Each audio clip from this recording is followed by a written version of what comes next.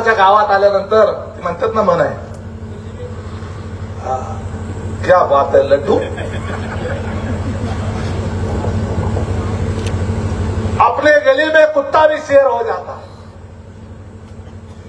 एखाद्या गावातनं गाडीवर जाताना बघा कुत्रं मागं फास्ट पळत येते गाडीच्या मागं बुकत बुकत, आणि कुठनं माघारी जाते, गावची हद्द आली की माघारी जाते.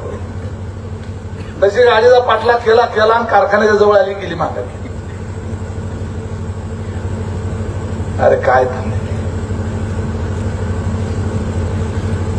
अरे तुम्हाला पण नरखेडमध्ये यायचं आहे, तुम्हाला मोहोळमध्ये यायचं आहे, तुम्हाला सावळेश्वरमध्ये यायचं आहे, तुम्हाला नांदगावमध्ये यायचं आहे, तुम्हाला कुरुलमध्ये यायचं आहे, तुम्हाला बेगमपुरात यायचं आहे, तुम्हाला टाकळीत यायचं आहे. तिथं काय तुमचा घंटा,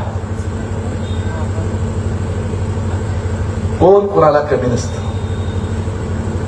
तुम्ही फक्त 12 वाड्याचं पाणी पिलाय, उमेश पाटील हा 1200 गावाचं पाणी पिऊन आलेला, एवढं लक्षात ठेवा. म्हणून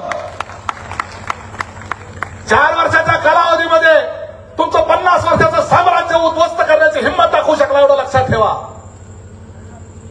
अजून तर लय काळ जायचं आहे, त्यामुळं असल्या भंगारनादाला लागू नका.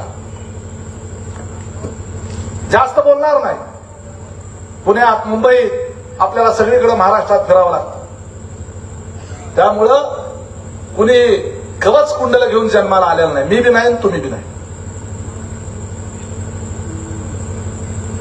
त्यामुळं लोकशाहीच्या मार्गानं, लोकशाही पद्धतीनं लढाई करा. हिंमत असेल तर.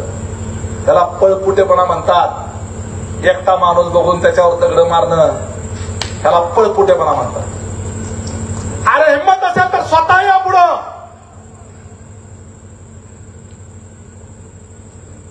उमेश पाटलाचं आजही चॅलेंज आहे. तुम्ही तुमचा अनगर सोडा, उमेश पाटील जे आहे ते नरखेड सोडायला तयार आहे. कुठल्या गटाचं लढायचं सांगा. कुरुलमध्ये लढायचं का, बिनूरमध्ये का आष्टीमध्ये? 3 गट ओपन आहेत. कुठल्या गटात लढायचं सांगा. उमेश पाटील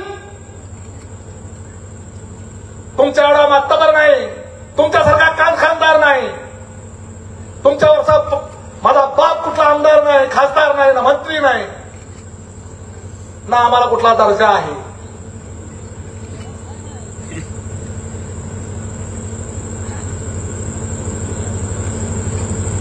तरी सुद्धा आमच्यामध्ये हिंमत आहे.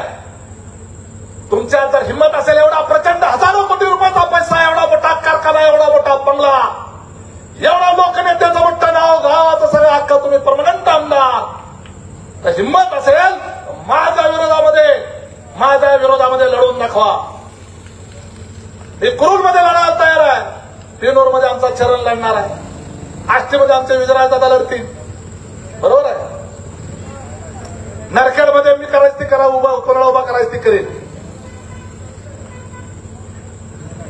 हे म्हटलं होतं नरखेडमध्ये एखाद्या खुरपायला जाणाऱ्या पायीकडून ह्याचा पाडतो का नाही बघ म्हणला.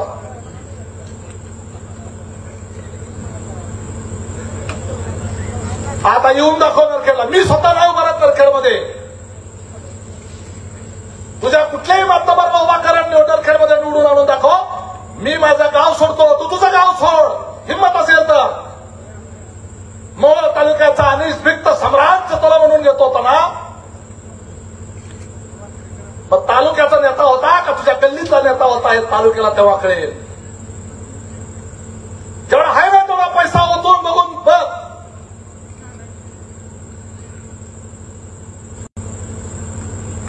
जर माझा पराभव झाला तर या मोहोळ तालुक्याचं राजकारण सोडून देईल, जिल्ह्याचं राजकारण सोडून देईल. हिंमत असेल तर लढायची हिंमत दाखव. बघूया हिंमत आहे.